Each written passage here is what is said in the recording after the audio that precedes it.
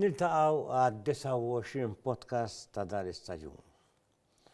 Illum għandna Malti jafu kulħadd fuq it-television, speċjalment għalkemm jinqata' ftit kultanta, għax jagħmel ħafna xogħol minn wara l-kwinti sar. Rodney, fassarlu. Good afternoon. U għandu tal-istadina.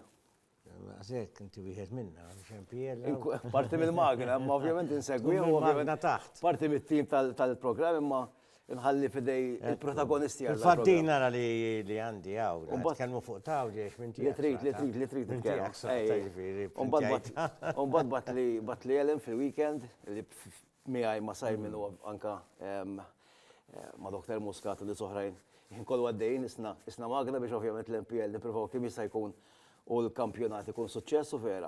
Bat li għalli tmur waħda, għax għal-bidu konna jitħalli n-nis, ħalli protagonisti, ħalli minn għandu xira konta, minnu coach, il-players. U għet l-għarajt, għet l-għumur, nuhu pjaċir nitkellem miegħek, nuhu pjaċir sirt naf il-Ramon illum. Nħalli fidek biex t-introduċiħu vera. Iva, Ramon Falzon. Falzon, sewa. Sirt naf, jienu tira t-taraċ, li missiru kont nafu, jissiru ma naraħ.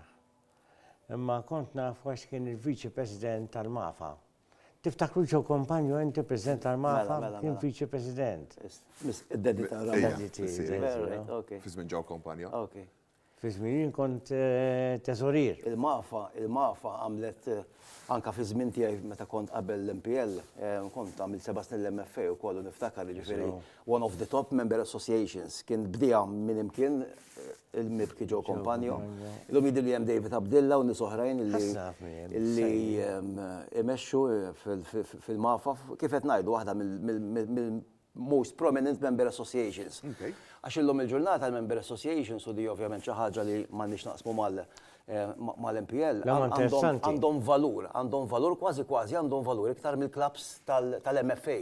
Għaliex, u għawek naħseb fejn nibdew id-diskussjoni ħafna drabi, aħna anka waqt mhux aħna hawnhekk fil-programm, tax hawnhekk jiġifieri hija diskussjoni libera u literalment kif qed ngħidu, ġifieri I'm behind the scenes ta' dal-podcast li ovvjament introduċejna fil-bidu ta' das-season, però l-ewwel darba fuq il-mejda fuq das-siġġu u l-ambjent huwa komdu ħafna biex titkellem u tgħid dak li għandek li tgħid sewwa. Ħafna drabi anke l-kritika li ssir il-futbol Malti nibdew from the tip of the iceberg. Dejjem induru ma l-istess raġunijiet għalfejn forsi l-futbol Malti. Issa ġej għal-window tat-tim nazzjonali għalfejn ma nġibux riżultati għalfejn hekk.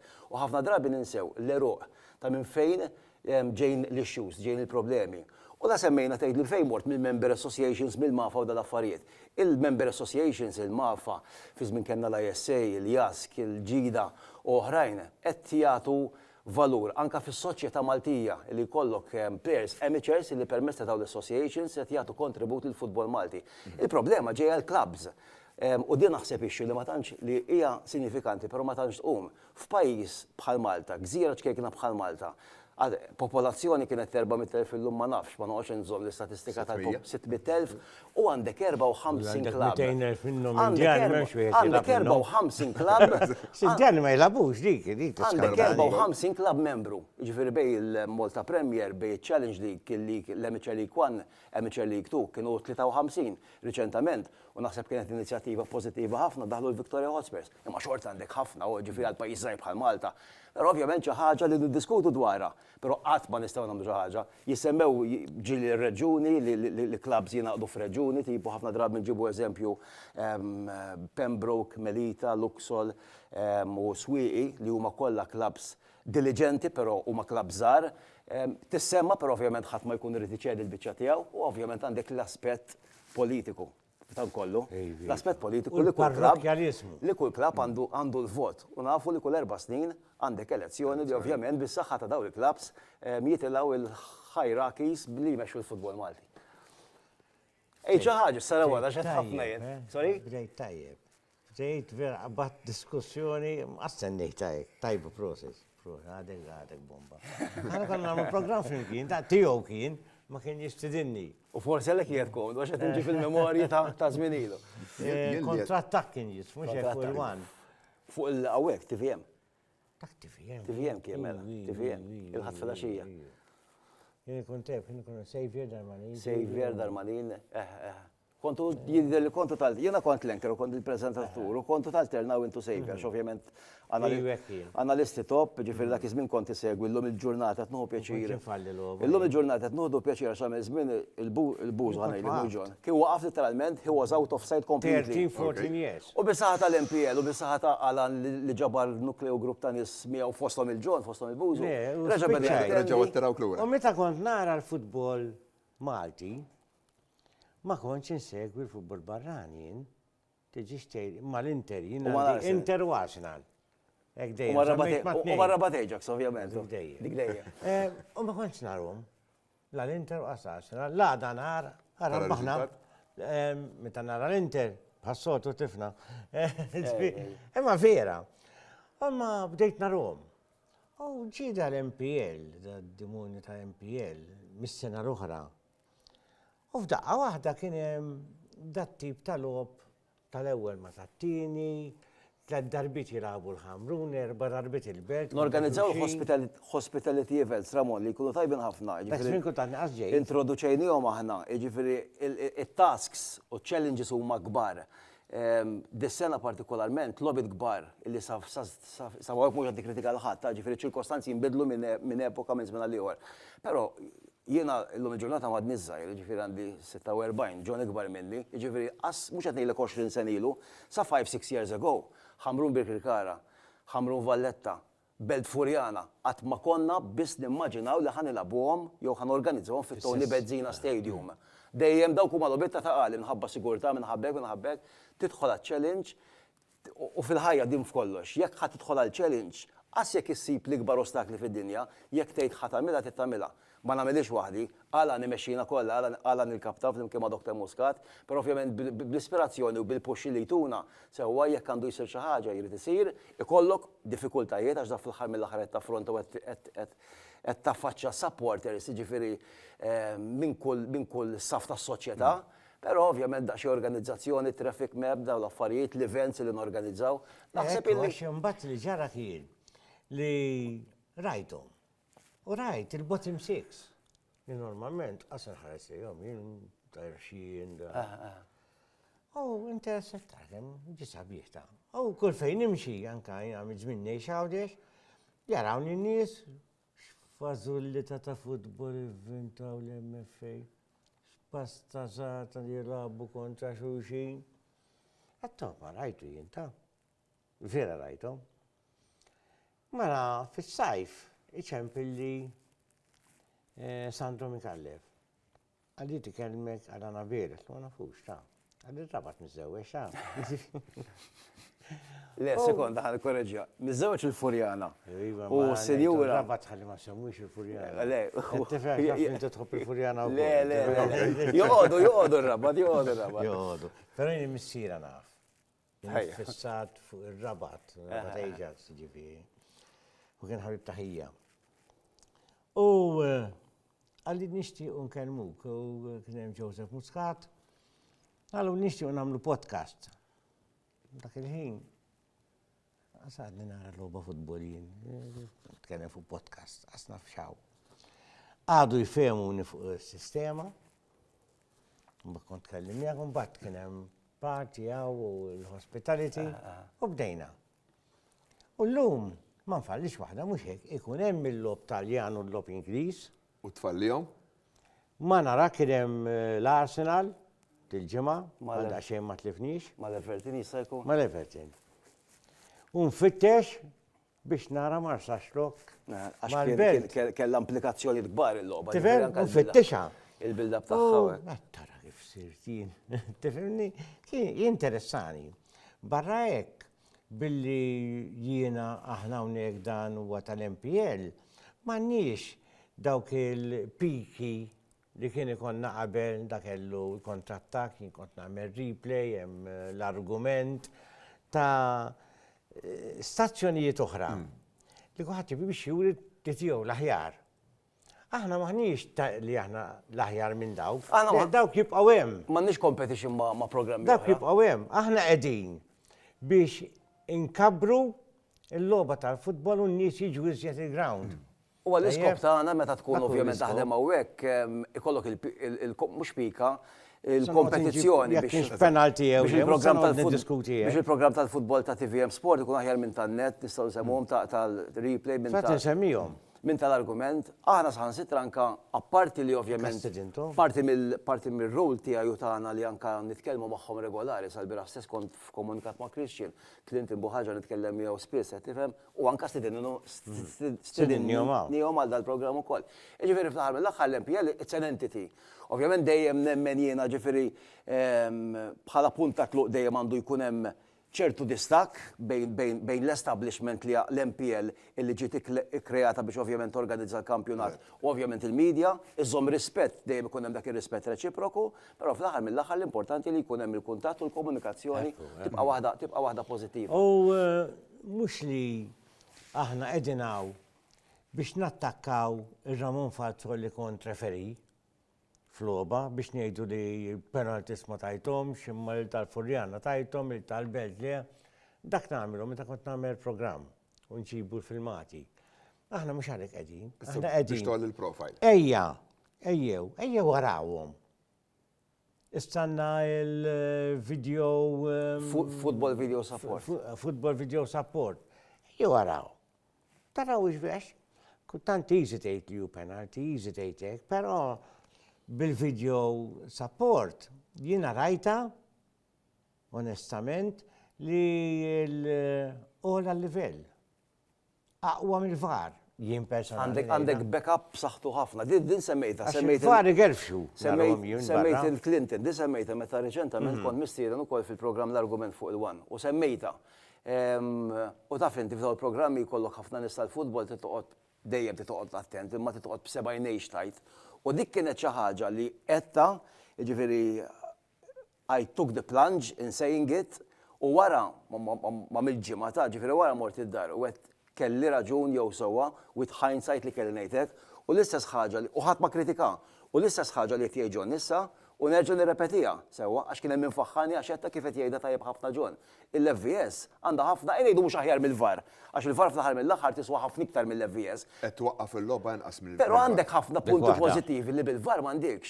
Il-VAR ovvjament hija prerogativa hija remit tar-referi. Sewwa, l-FVS remit hija tal-coaches. Jiġifieri referi ara kemm neħħa pis minn fuq spallejh. La simma li hu jiddeċiedi. Fl-aħħar mill-aħħar id-deċiżjoni finali tar-referi. Fil-VAR ikollu 3-4, ikun hemm wieħed ma tantx iħobb il-Arsenal, iħobb il-Manchester City u jibdew igerfxu. Ara kemm kien Wieħed hu wieħed. Ara kemm kien hemm żbalji u hawnhekk qed niddistakka ruħi mill-futbol Malti mill-MPL, mill-MFA whatever, mill-kampjonat Malti sewwa. Ara kemm rajna żbalji ftu l-aħħar 5-6 kemm ilha l-VAR. Le mhux hawn Premier League, fis-Serie A, World Cup, Euros, offside millimetriku ħaġa oħra. Għax da fl-aħħar mill-aħħar għandek ir-referi, għandek ir-rabu uffiċjal, għandek fil-kamra baxxi rasek jiġifieri sofistikata berba monitors berba uffiċjali oħra, kollha jikkomunikaw bejniethom, kollha b'opinjoni differenti. U fl-aħħar mill-aħħar ġieli kellek ċirkostanzi fejn the right decision was not taken. U hekk l-FVS hija challenge li għandu il-coach darbtejn tul 9 minuta, jekk logħba knockout għandu tielet ċans anke fl-extra time, sewwa fil-ħin barrani, u jekk il-coach ma jiċċallenġax, il-logħba tibqa' għaddejja. Deċiżjoni dejjem tar-referi. Jiġifieri it's a win-win situation u anke mill-aspett tekniku. Jiġifieri transition kienet waħda smooth ħafna, aħna l-bidu konna qed ngħidu Marelli ħandaħlu l-FVS u Malta, però transition kienet smooth ħafna, ġifieri nista' Sandro u Anton Attart li ovvjament ġew fdati bl-aspett tekniku flimkien man-nies tekniċi hawnhekk tal-PBS ħadbu tajjeb ħafna. Kien hemm il-moħħ għala Mario Sant. Ukoll. Ġifieri ma tistax għax ovvjament min-naħa tal-refereeing department tal-MFA hija verità, ġifieri issir xogħol tajjeb ħafna, ġifieri Ellen Sant minn hawnhekk insellimlu huwa bniedem dedikat, jaħdem għal kif il-ħaq mal-24 sija ġurnata tiegħu għax dan għandu il-refereeing department. Huwa direttur. He oversees all the matters regarding referees. Huwa l-HR manager, l-HR director tal-Malta Football Association. Ġifieri però huwa bniedem kapaċissimo, bniedem bravu. Ġifieri it was a collective effort. MPL, TVM, il-kumpanija teknika great, jidher li l-kumpanija Tanton illi ovvjament daħlet għal dan il-proġett u transition aħna bqajna impressjonati kif daħlet u ġiet introdotta b'mod seamless ħafna, b'mod smooth u ovvjament kien hemm dik drobek illi Kut gergir biex fuq. kien hemm tgergir għax u ma twaqqafniha għax tant indra Dea, u n-nies ħalu dea. pjaċir biha. Dak kien l-isbal l-esperiment tal-MPL dak kien l-isbal kien. U tkellimt anke ma' Dr. Muscato anke Mele. Mele. Le, dik kienet l-ewwel sena kienet esperiment. Tidħol biss fit-top u l-bottom 6. Daħlet fil-opening ground, issa ħanibdew il-closing ground Issa il xejn. weekender u Issa ħaterġa' xejn tidħol. Għamma tara ġabba t-tini round u qsom qata. Pero in between, da bħal kollox Unnu fil-ħajja. tajt li kważi il-lobby kollha drojġew. Da bħal kollox Meta ma fil-ħajja. kienx hemm din.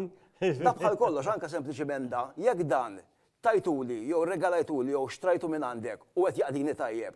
Umbagħad għax esperiment ħattuli, ħadd u kulħadd ħassa, anke aħna ħassejnija, anke l-media ħassita, anke r-referees probabbli ħassewa, anke l-coaches. Però ovvjament issa wara li waqfet għal closing ground league face li stantem, għat-top u l-bottom 6, jekk għal irid meta nerġa' nibdew wara li jisser jerġa' jkollna l-football video support. Issa sa tant tkellem ħafna. Kellim ftit. U intu xejn, xini break issa. Imma minnu. Ramon Falzon. Ramon Falzon huwa bniedem li għandu biex jgħid ħafna affarijiet. Ħafna. Minħabba l-fatt li huwa Malti mhux Awstraljan, immex 16 sena l-Awstralja. Tajjeb. U ħansib naqra ribati għax dan ma dofta da. Komplimi ġeja wara. Ramon Falzon huwa highly decorated il-summary tiegħu, and result-driven professional first team head coach. With 20 years experience at national and international levels. Inti Malti u minn fejn inti? Minħal tarxin? Minħal tarxin mis-South. U rebaħ one of the strongest World Cup nations in the world. Australia qualified for the FIFA World Cup 7 times. Da taħtek? Le, mux taħti. Ma kontem. Kontem. 26 in the FIFA ranking as at December 2005. Kellek experience ukoll Malta 161 li kienu meta kienu 161 fil-FIFA ranking. Nifmu li Awstralja huwa kontinent huwa kbir enormi ta' ġifieri qas tibda tikkalkula kemm hemm population hawnhekk semmejna 600,000. 27 million imma in relative terms ma' l-pajjiż ta' dak il-kobor minn Perth għal Sydney 5-hour flight. Il-Marelli. Biss Sydney u Melbourne u cities oħra bħal Adelaide u Perth huma pajjiż waħedhom pratikament. Perth 3 million. Ma għandi. U Sydney u Melbourne 6 million. Disa major trophies l-Australia. Ija. Kont coachent. Ija. Teams Maltin? Le, ta' discendenza taljana, etnika taljana. Tarġa? Il-team. Huwa per eżempju. Iva.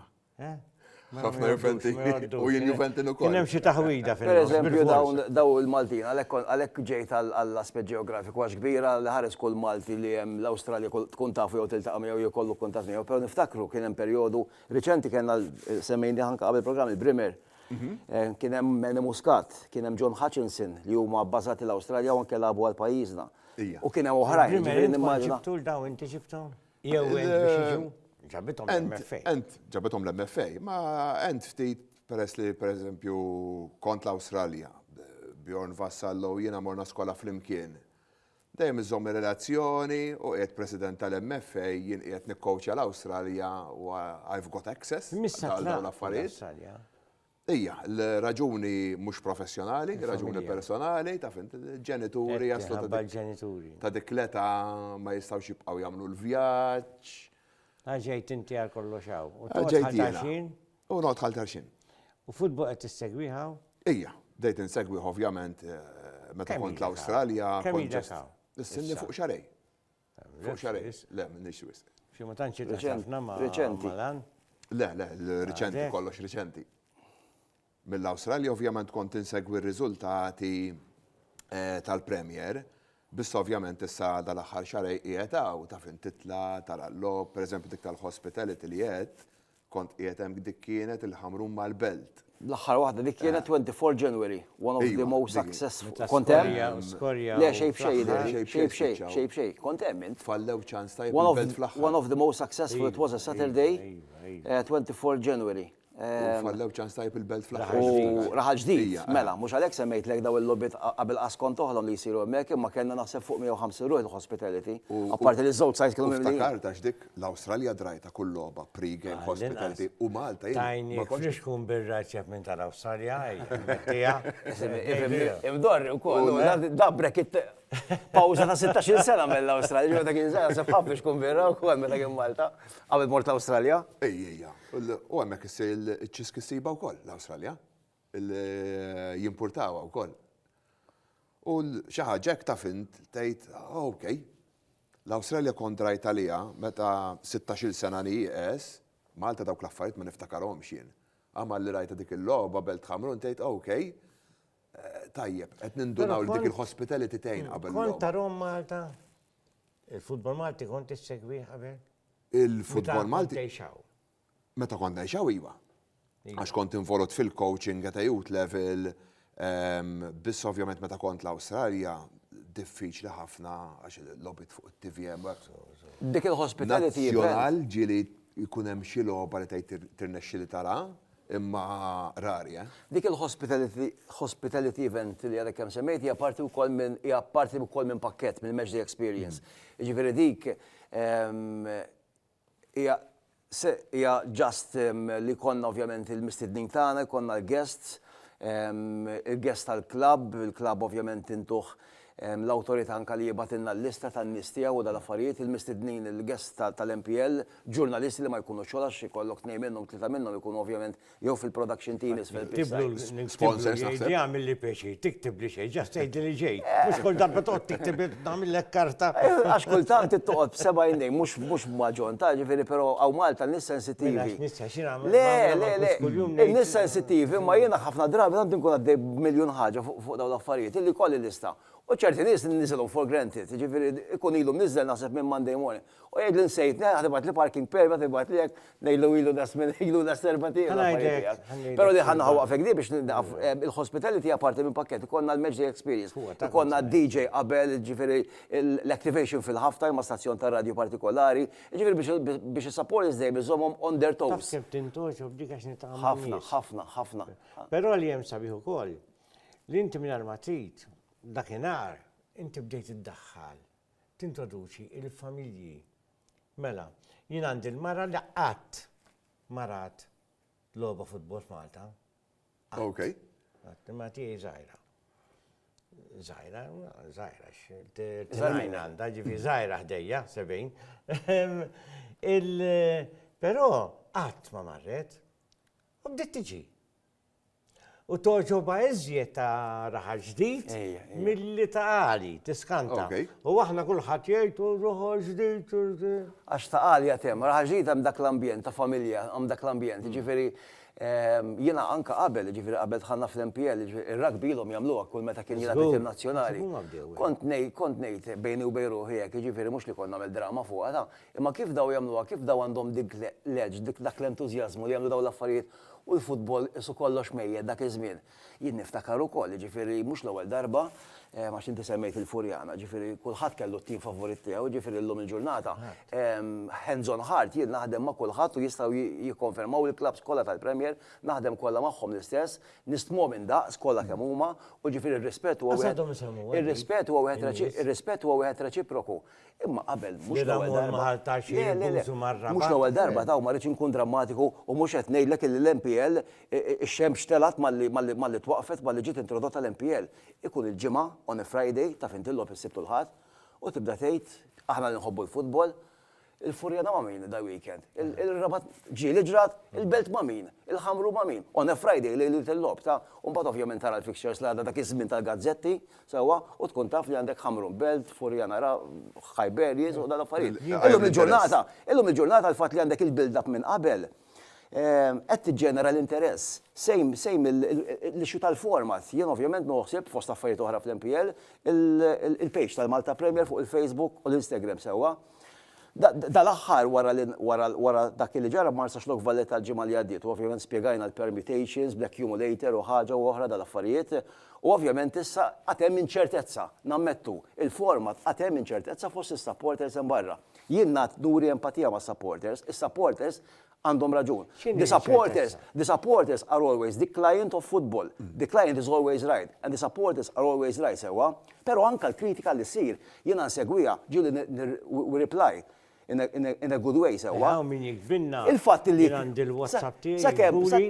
Sakemm ma jikkritikawx personali, il-fatt li tikkritika qed tiġġenera l-interess. The interaction, sewa. Ismek u The interaction li huwa importanti li mit-tnejn illum it-tliet qed nirrekordjaw dal-programm, ma jimpurtax li qed ngħidu li huwa programm recorded sewwa, mit-tnejn sewwa għax hekk u għax il-format u minn ħajjaqgħu minn ħajjitlew minn ħajjikkwalifika fl-Ewropa u minn da u għax l-MPL u għax fottejtu l-futbol u għax dal-affarijiet. Ikdbu. The interaction generates interest. Generates following. There's no bad marketing. There is no bad marketing. L-kritika hija sabiħa. U hekk fejn kritika żgħira anke l-MFA. Jiena qabel daw sentej l-MPL kont l-MFA, sewwa kont fil-media, kont fl-administration. Nirringrazzjahom u mbaxxi rasi tal-li dawn l-opportunità minn diem ġurnalist jew reporter hawnhekk il-wan u postijiet oħrajn għall-istep up għalija personali fil-karriera tal-futbol sewwa.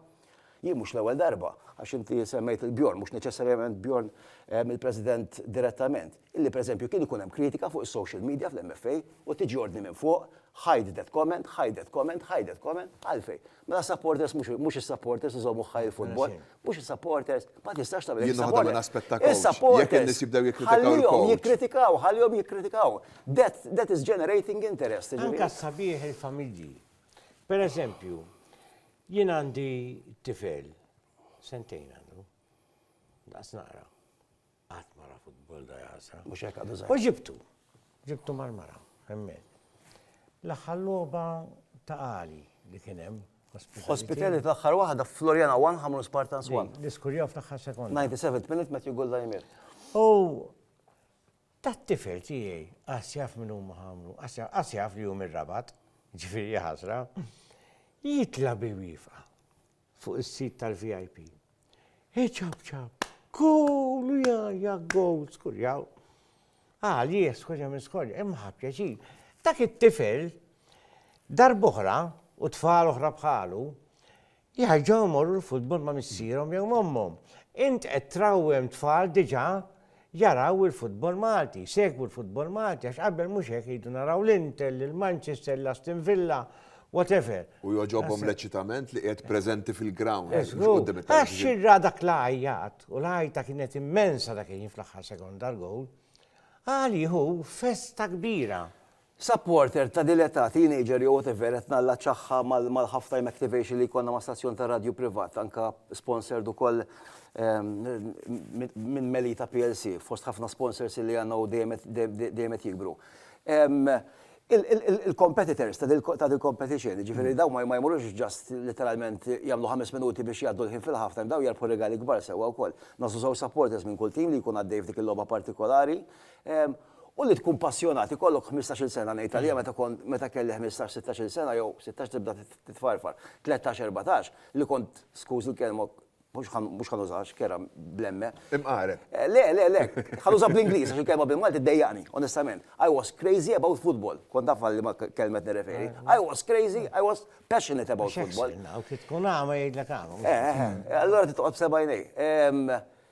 U li kieku niftakarni ġifiri qed immur lura 30 sena, kieku ta' 13 sena tgħidli irfes saqajk fuq il-pitch tal-Istadium Nazzjonali, konti seket tgħidli konti tellani s-sema. Ġifiri daw sempliċement, anke jekk ma jirbħux mobile jew whatever, li qed ittihom l-opportunità jinżlu hemmhekk, jipparteċipaw, qed imissu il-feeling tal-ħaġa. Jaraw in-nies iċaxpulhom. Il-feedback. Jew isafru ma xwaqgħat ċaj. L-interaction tan-nies qed tifhem ġifieri xi ħaġa li naħseb in-nies li l-kritika x'l-ewwel qed tilkow fuq il-kritika, ġifieri bħalissa waqt li għaddej dil-ġimgħa partikolari minħabba transition bejn il-league phase u top u l-bottom 6. Ikun hemm dik id-daqsxejn, ikun hemm dik id-daqsxejn inċertezza x'ħajjiġri, ġifieri ħafna ma jafux minn daħal fl-Ewropa, minn ħajjidħol, minn hekk, minn ħajjaqa' Pero ġifiri apparti dik il-kritika li kifet lek l-ewel, it is more than welcome, għax we respect the football supporters of local teams.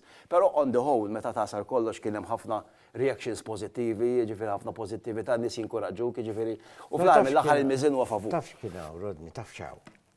Innu tajta jiena kemm ili jaw dis-sena. Diġà jetta oħrajn mistidnin. Dilek mettilek xax ma konx mistiden hawn. Ma forsi rajtu id-dar.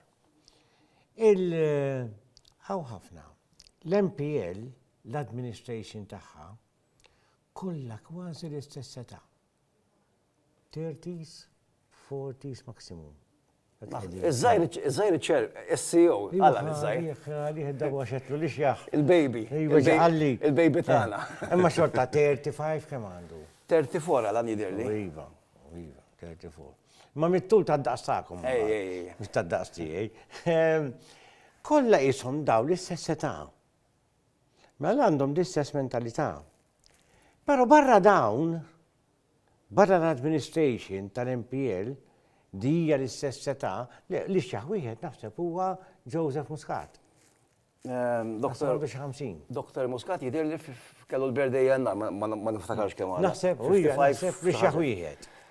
Li mux xieħ, mux ħażin. Minix ċertek one of the advisors għaw ġesbin nistan semmi u kol, għax naħseb ikbar minnu. Għastan semmiż jena. Naħseb ikbar minnu. Ġesmont jagħmel xogħol tajjeb ukoll, Tiftakru fi żmienek qabel mort l-Awstralja, Ġesmont Zerafa. Zerafa. Kien mal-belt. Illum he's part of the team. Ejwa. Behind the scenes, ikun ikbar iwa. Kien player mal-belt, kien coach mal-belt. Mela, rebaħ il-lik. Rebaħ il-lik u kaċċew taħħu li sbaħ regal. Nejdu għax verità. Imma mbagħad għandek ħafna coaches li huma ta' dik l-età. Ħafna coaches. U għandek ħafna presidenti tal-klabs, qabel kienu l-anzjani presidenti tal-klabs, anzjan senjur, tajjeb, businessman kbir, jidħol, itijom il-flus u jberbaqhom għax iħobb li t-tim. Imma l-lum għandek kollha 40s, 50s. Business people ukoll. Imma għandhom sistema moderna kif jiġbu l-flus. Per eżempju, ħansemmi wieħed għax kien hawnhekk l-iktar wieħed l-iskantani. Tal-belt ħansemmi bravissimu. Kevin ukoll, Dr. De Guardi. Imma dana Claudio Grek. Nitkellmu magħhom spiss li naħseb li jaċċettaw li għaw ġibnihom kollha aħna u għadu jgħidu kif bdew. Mela dak Claudio Grek, li da fil-politika kien, ma skallux xasam għacċejna u mal-belt dejjem, għax dak missieru dejjem il-belt kien jieħdu ta' tifel. Però għamel sistema li mhux faċli tagħmilha, speċjalment il-belt. In-nies tal-belt dejjem kienu nies tagħhom kważi kull belt. Every capital city in the world kollu mal-imqarbin, hemm issibhom, dik dejjem. U jkun reliġjon iktar għal-jom il-futbol minn postijiet oħra fejn ukoll. Kważi kollek bħal Napli, Londra, kollek, Londra l-West Ham dik ta' diħin. West Ham Millwall. Imbagħad, mela ta' għamel sistema li joħorġu somma flus biex jgħinu l-klab kull sena. Maħniex ngħidu somma flus jekk inti taħdem l-Awstralja u taqla liri kbar, mhux minn għandek iriduhom. Jien li mmur bil-flok tal-belt. Bl-arma tal-belt impinġijaw gburi bija li ngħajjat il-Viva Valletta City. Ikollok sense of entitlement ikbar. Allura, daw, u jinetlu għaw, għawnek għettiru. Il-membri tal-klab. Imma l-membri soltu jmorru ħalsu fi 20 euro fis-sena. Imma strateġija intelligenti minn laħata Claudio. Għax inti taf il-fanbase tal-belt komparata ma timiet oħra. Saqsejtu jinetlu jgħajtu promotion euro. Anka bis-saħħa tal-fanbase tal-belt qed niftaħru anka aħna bħal. Anka 500 euro joħorġu. Dab, nidem kem jaħdem. Daw mux għannidu top business people. Il-fat li għandek fanbase 500 euro għal-klab tijaj. Li bil-ftit. Għax għandek il-numru. Li bil-ftit ammonti manti ħafna support. U dik it-pinġijaw jew monqi bigburija namela, iktar u iktar. F'sentejt l-snin bena bazi. Mela. Ġifiri l-lum il-ġurnata anke wara il-format tal-lik u anke wara d-dro li kellhom żommu ma sax lok is-sibt li għadda.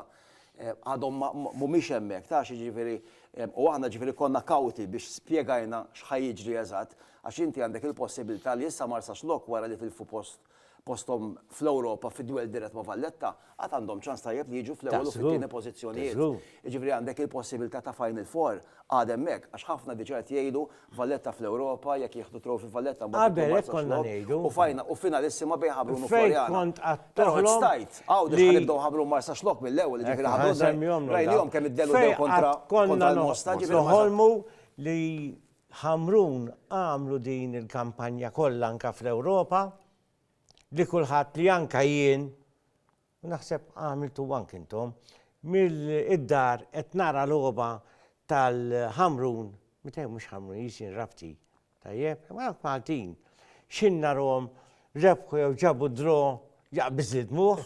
U najja tqisni iblaħ id-dar waħdi jaħamrun, flok qed nara Arsenal, naħlifha di fuq dat-tifellandi jirrappreżentaw il-Malta. Dan huwa honest kumment. Vera, Dan huwa kumment onest li I felt it. Bajnejja bid-dmuħ. Il-fatt li qed tarhom issa jista' jkun tkun l-ikbar mhux jiena ta' x'inhu kif qedlek jien Iva, mal-klabs kollha jekk forsi. Sjef jgħalbu mar-rabat nofs ilhom. Jekk forsi Mhix ħażin. inqas bħalma jonqos kulħadd għax bissemma l-isfegulat istess, però in my 2 years so far at the MPL ir-relazzjoni li żammejtu li bdejt irnexxiel inżomm niftaħar biha hija ma 12 il-klabb anka ma' Balzano Melita li konna naħdem magħhom is-sena l-oħra mbagħad ġew relegati u dis-sena Valletta u Tarxien.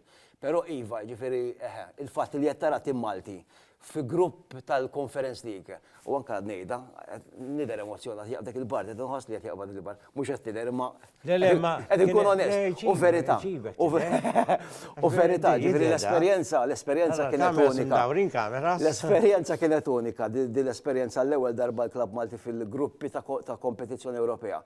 Illi għexnija b'mod pozittiv ħafna. Ġifieri mhux biss il-Ħamruniżi, mhux biss id-diriġenza, Joseph Portelli għadu żgħir ukoll.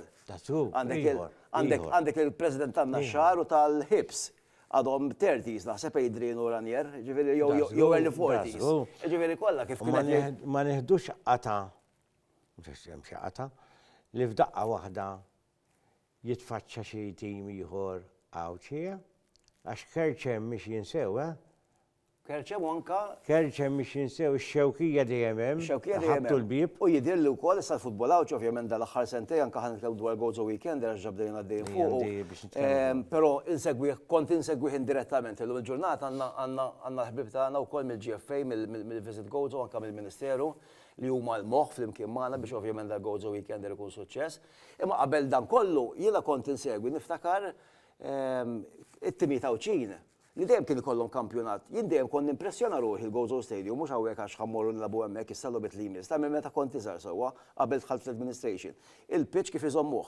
Tgħid li mhux ħanaqbalha fuq il-pitch għax dik diskussjoni u kontroversja li nqabdet u ġiet eżawrita ta' season fuq id-diffikultajiet il-maltemp qalili li kellna, jiġifieri mhux ħanaqbalha. Però dejjem kont naraħ, jiġifieri issa ma kellix l-ebda mhux għax hawnhekk qiegħed bajjis jew rid nilaq jew niffavorixxi xi ħadd. Dejjem konna nara aħjar l-aqwa stadium bħala pitch il-Gozo Stadium. Issa xi għamilt 11 sena eżekuttiv tal-Gozo. Jiġifieri il-mod kif iżommuh u hemmhekk naħseb jifissar. Mint għandek ħafna farmers hemm, L-ambjent jgħin ukoll. U inti tista' tgħid iktar minn għax kont għamilt il-farmers japparti mill-ħajja jafu kif għandhom jaħdmu. Ma kif taqali hekk, mhux ħanoqgħod insemmi aġġettivi li forsi idejqu, kif taqali hekk, kif kordinek, kif is-sentineri bis-sintetik, kif il-ħamrunek. U tgħidx il-Gozo Stadium dejjem perfett. Verità jew le? U dak kien żmien fejn anka semmejt il-Kerċem dis-sena ċans li joħdu l-lig. Daw għadhom tilgħim mis-second division. Is-season li għadda l-qala, jien niftakarhom il-qala, iżgħar kont insegwi l-Gozo da, kont insegwi l-Marċini bir-rapporti tiegħu b'dak il-vuċi unika tiegħu, il-qala dejjem niftakarhom tieni kategorija daw rebħu lig kien issa. Daw is-sena dik, qatt ma ħadux. U vera, ġifieri il-fatt li għandek daw it-timijiet kollha. Kif qed jgħid John, ġifieri daw il-Presidenti żgħar, ġifieri bil-mentalità ta' business minded. Taf xirbħu. Iżommu l-bilanċ. Taf xirbħu għawdex? Min jieħu l-lig għawdex? 7,000. Iżommu l-bilanċ. Iżommu l-bilanċ għandhom viżjoni bejn l-aspett kummerċjali u l-aspett sportiv. Ikunu mdawrin ma' nies li ovvjament huma tal-fiduċja tagħhom u jkunu wkoll kapaċissimi u naħseb jaslu fejn jridu jaslu kif waslu l-qala probabbilment jaslu Kerċem u kif qed jaslu klabbs oħra. Hemm oħrajn ta' ġifieri, żgur. Mela m'hemmx. Għalkemm dik interessanti jkun hawn diskussjoni fuqha, nixtieq nagħmilha, però mhuwiex MPL, għax għadu mhux fil-Premier, għax mhux kollha ferħan inbiha l-Awċin. Għax l-Awċin huma parrokjali. It-tim tiegħi ta' Santa Marija, it-tim tiegħek ta' San George. Jekk tispiċċa inti baqa' ta' Santa Marija biss, saħna fejnhom ta' San George. Eżempju qed ngħidlek. Għadhom jemmnu ħafna fil-parrokjaliżmu. U jekk ħateqridilhom dawk it-teams minn Għawdex, sa jkun baqalhom. Is-soħra importanti ħafna u nixtieq li ndaħlu Ramon fija l-iktar. Ramon, inti titrenja, tikkoċja barra l-Awstralja, mimlijin barranin. Għax l-Awstraljani għasem Awstraljan, suppost, għax l-Awstraljani kollha ġejjin. Immigranti maġġor parti. Jaw, Malta taw dat gergir. Għax qed nilagħbu bil-Maltin, għaw bil-barranin. Fil-lig qed ngħidlek issa mhux fit-tim nazzjonali, anka fit-tim nazzjonali jgħidu, manka fil-lig. Il-ġimgħa l-oħra, hawnhekk flokok, kien hawn David Karabot. U l-istess, għalli qed ikun hawn wis players barranin. Però jien qedlu ngħid il-verità. Tieb il-futbol Malti. Qed ikun hemm logħob isbaħ. Qed imorru iżjed nies jarawh jew minn fuq it-television. Iva, imma meta kontu intom biss li kien bravissimu. Kien hemm hija Carmel Buzu, bravissimu, Joe Brinkat, Michael De Giorgio, jien naf kien hemm il-mundu. Tajjeb, kienu tajbin iva, kien ikun hemm nies daqs kemm hemm illum f'xi fajna iva, jimlew kienu. Imma kbira niftakar Belt Birkirkara, Hamrun, tifimni, u Slima Florjana. Imma fej wasalna, iżjed mill wasalna l-lum. Fejn? Anka t-tim nazzjonali. Għaxa tinġibu l-barranin. Ora, fej wasalna? Xħan, irbaħna darba l-Ġermanja, one-off. L-Belġum, one-off. Fej wasalni iżjed minn hekk? Indin. Anke li għadhom kam għamlu l-ħamrun, li hija xi ħaġa storika. Di waħda mill-kbar, di mill-kbar. It's one off. Għadna ma nafux hekk ħaġa l-ambizzjoni tagħna tkun li il-piki ħajkunu ikbar. Per eżempju, ħamrun dak li għamlu they raise the standards. It-timiet l-oħra raw. Jekk trid f'sens pożittiv, ejru they got envy għal dak li jagħmlu l-ħamrun, allura ħanxammar il-iktar, hemm il-Furjan, hemm il-Ħamru, hemm il-Belt, hemm timijiet oħra. Jien personali. You know what the benchmark is. Eżatt, il-benchmark qiegħed hemm fuq. Fl-ewwel it-threshold qiegħed hemm fuq. Irrid nagħmel bħal magħmlu l-Ħamru. Li beda dan It was fun. We generated, the revenue was impressive għax daħlu fuq 4 miljun euro, iġġeneraw ġifieri income il-UEFA. Sewwa, it was fun, it was a thrill għal kull ħabrunis u għal kull Malti li segwihom fida u t-timiet l-oħra they want to emulate. Per eżempju, dik kien għandi ta' xi tliet ġimgħat ilu. Taw kemm kien hemm nies il-clubs personali. Valletta 21,839. Lil Ħamrun għaddewhom b'5,000 partitarju. Issa l-Ħamrun jixbru minn kullum kien. Pal-Belt. Pal-Belt, imma tal-Belt mhux se ngħidha llum għax diġà għamil ta' discussion. Tal-Belt daw, hawnhekk għandi kollox grazzi għal Mario De Bono li jibbatilna l-istatistika tal-ġen tat-tifel żagħżugħ minn taslima. Fejn jidħlu l-Belt, kull tim li jilgħab kontra l-Belt ikollu l-iktar ammont ta' nies fil-ground dik is-sena. Għax hemm xi ħaġa tinċentiva l-avversarju basta tmur kontra l-Belt. Tirbaħ kontra l-Belt. Fenomenu, jekk tgħid l-ispjega ħil ma nafx għalfejn. Imbagħad hawn min jgħid għaddiem faħru l-Belt. Mhux il-Belt qed għax minn ma trid tħares lejla tiftakar fir-Rabat. Rabat Sliema, Rabat Furjana, Rabat Ħamrun, Rabat Belt. Għaliex ir-Rabat is-supporters tar-Rabat ikunu iktar mal-Belt mill tgħidlix għax ma nafx, fenomenu li però hija verità. Però hija verità, anke tmur ir-Rabat, hija ġo bar għand tal-pastizzi, hemm għand is-serkin, qed titkellem, ikun ġej mill-kaċċa. Jibda tiftakar bus fi żmien, x'timkenna, imbagħad ara tgħidli xejn bħal Belt mawxta. Bad jaqbdulek fuq il-Belt. Ġifieri għajnsirem iħobbu ħafna l-Ħamrun. U nadur, naħseb il-Ħamrun jew għajnsirem. Għajnsirem ħobba. Mbagħad taf xemm ukoll min iħobbu. Xewkija l-Furjana. Xewkija l-Furjana. Ħodor bojot. U nadur ħibs, għax l-istess garijiet. Tifhem? Jidher li kien hemm ġemellaġġ darba minnu bejn nadur. Aw qed jgħidulna li wasalna fl-aħħar il-Marelli kif tar. Importanti li inti tkellimna naqra dwar il-logħbiet li se jsiru għawdex. Tajjeb. Il-karti dejquni, nkun Dan inti ktibtom ta' kopjajtom jien minn tiktibtom.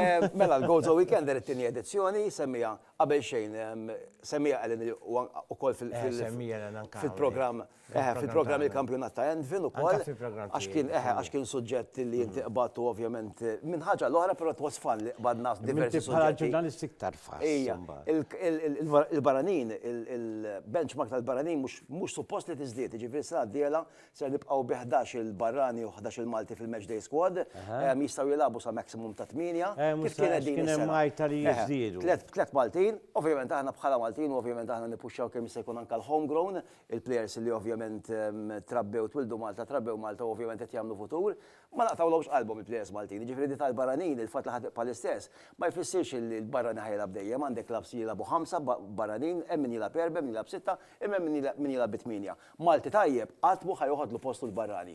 Ġifieri dak l-awgurju għas-sena d-diela, il-fatt li ħanibqgħu kif aħna. Il-Gozo Weekender it-tieni edizzjoni kien suċċess kbir.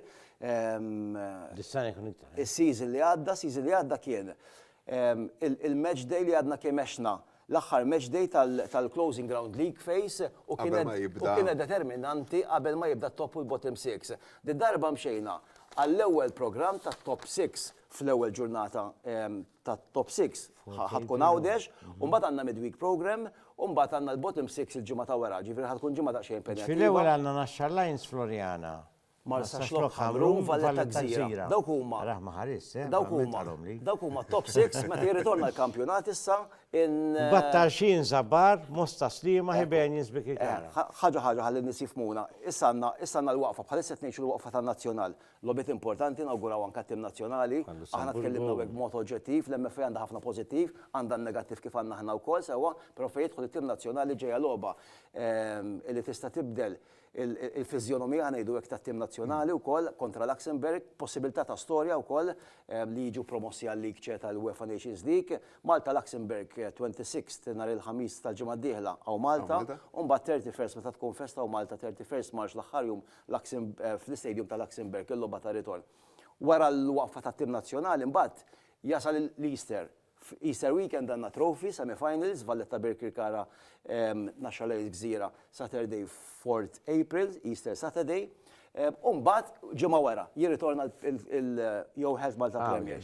Għawdex bit-top 6, Saturday 11 to Sunday 12, għawdex ikonna Naxxar Floriana tal-ewwel Polozz aktar minn din il-ġimgħa ħamru Marsa Xlok, il-ħadd ikonna Valletta Gżira, il-lobbit mill-bottom 6 dak il-weekend partikolari, Match Day 28, jintlabu Malta.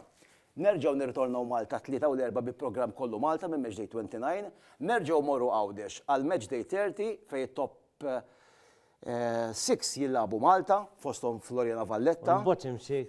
18th April ikun is-sibt fil-5 ta' wara nofsinhar Stadium Nazzjonali u l-bottom 6 dak il-weekend tal-18-19 April jintlabu għawdex. U hekk lawċirrawhom kollha. Dinja inizjattiva. Introdotta mill-Ministeru, l-Onorevoli Clint Camilleri, il-Ministeru għal-Għawdeġ, Visit Gozo, l-lajnuna tal-Gozo Football Association. Is-sena li għaddiet kienet suċċess mhux biss mill-aspett sportiv iżda anke mill-aspett ekonomiku u kummerċjali, 2300 sodda jew kamra li ġew użati grazzi għal dal-Gozo Weekender. U inti anka minn naħa tal-Ministeru jagħmilha biskop li jkollok shoulder weekends pratikament jissejħu, ġifieri anka fejn għandu x'aqsam mat-turiżmu domestiku. Għalfejn għamilniha meta għamilniha. Għax inti għandek il-boom issa tal-Easter weekend sewwa, u mbagħad jikkalmalek allura reġgħi jitlalek għall-futbol sewwa.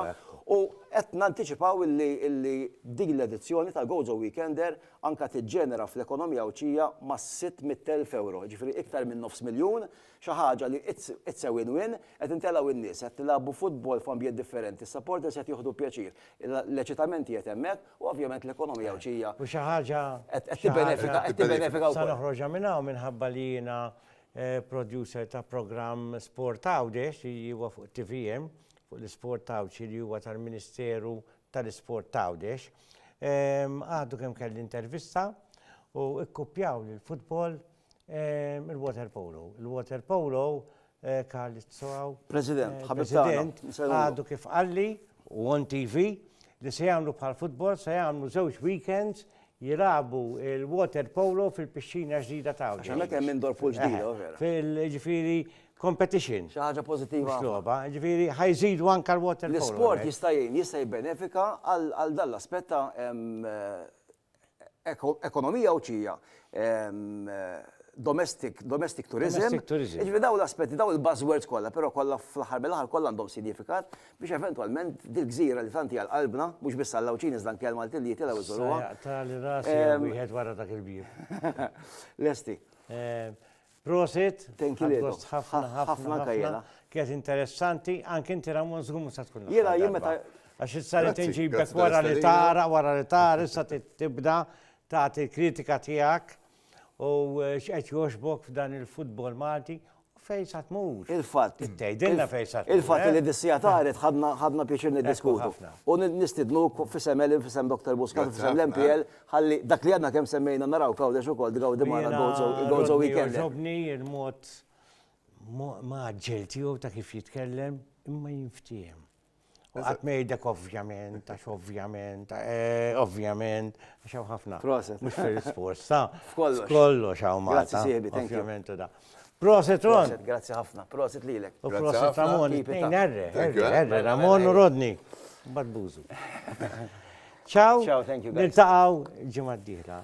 Issa nibdew il-trofi ma nibdew issa il-round libes. L-aħħar rankatura. Għax bħalissa konna l-aħħar drojiet, issa drojiet jiefu. Sek, istanna l-FVS l-ura, l-Football Video Support, l-aħħar rankatura u ovvjament naraw kif konniex Final Four jew finalissima. Kollox fl-aħħar ta' April, Jalla, konna finalissima. fl-aħħar ta' April u bidu ta' Mejju. Inti t-tejt minn taħseb li jihdu dik? Musta tgħidu ta' ma tgħid. Għax Ibsa. jien għatta fil-bidu, Ibsa. Għatta fl-ewwel programm minn Monsignor. Jien ngħid li Floriana. Ibsa. Nafx għaliex. Ibsa. Ħassejtek u s'issa qegħdin hemm. Jiena jekk li diġà qed Mhux il-min nixtieq. Mhux ħajlek minn ħerba ħellik. Għax ngħid taħjar. Però b'kuntrarju għal perċezzjoni hemm barra li ħajkonna finalissima mill-ewwel ħamru Floriana, ma neskludix il-Final Four li Belt jew Marsa Xlok, possibilment Naxxar jew Gżira, jitlulek mal-ewwel tnejn. Hekk nista' nantiċipa, però minn ħajħolek ma nafx. U inti mill-Awstralja? Jien naħseb Floriana Birkirkara finalissima ħadkun. Le, Floriana Hamru, sorry. Hamru. Floriana Hamru. Hamru finalissima naħseb jien. Nej kontra wieħed. Thank you. Ciao. Nerġgħu niltaqgħu.